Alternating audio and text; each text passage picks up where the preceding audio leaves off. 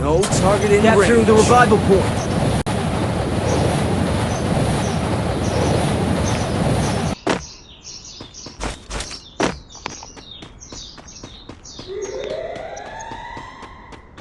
Nhưng lại đánh chạp cùng bánh bia. Ôi, nhưng lại đánh chạp sao?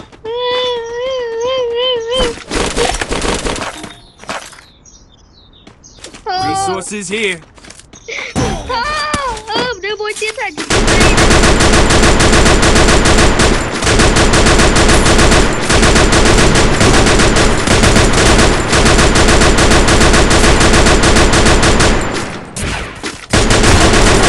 Hãy ngọt bật đấy nè. Chọc IP cái lên tan bật.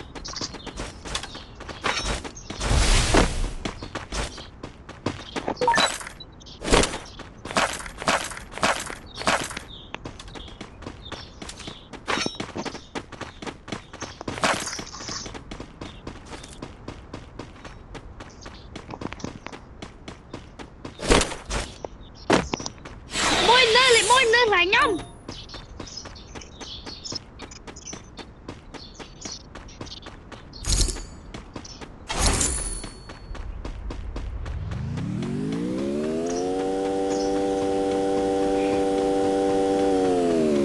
No target in range.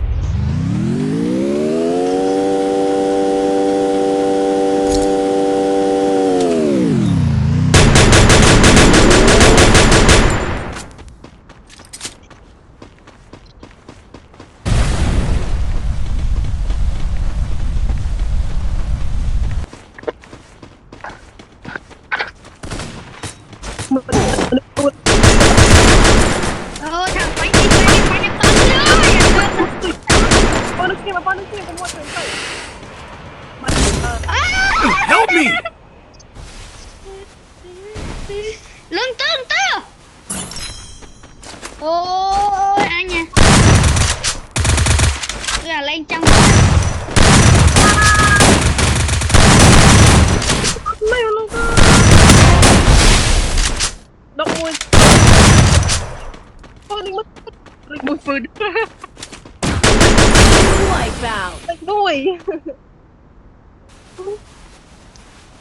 Thanks. Chưa được nha.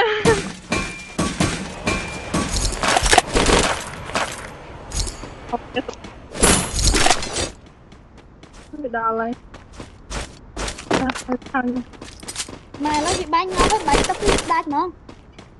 nó ngày kịp tống đây. Mà sao chơi lên thôi nhá, bánh nó đạch mà.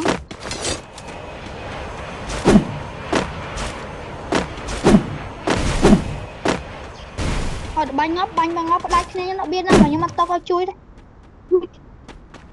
Không khăn. Được chui hết.